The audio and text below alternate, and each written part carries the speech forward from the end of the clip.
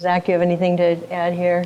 Yeah, I mean, like Dan said, I've worked with a lot of first-time directors, both in TV and especially in independent features.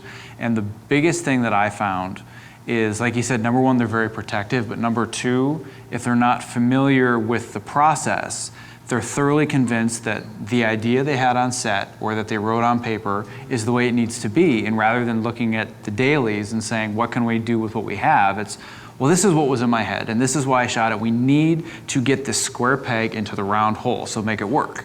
You know, like they'll have a long dolly shot, and they'll say, well, this has to be in. Why did you cut it out? Because it doesn't tell the story, because it doesn't work. Like, my job is to be, you know, the hatchet guy, and if it doesn't tell a story and moves forward, we have to get rid of it.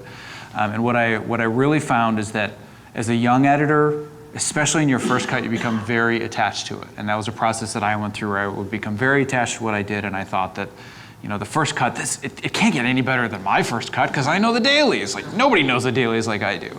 And what I found is, number one, that was completely wrong, because my response is always, when I hand in the first cut, this is the best thing ever.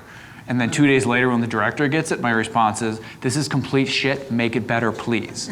So I go through that evolution very quickly, but I always found that with young directors, you can never just say no, or you can never do something.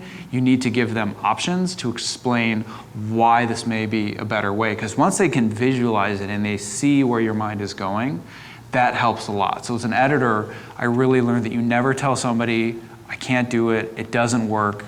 You have to give them a path and say, here are some other options. Like, I know this might not work, and I know you really want it, but here are 3 other ways that possibly it can work.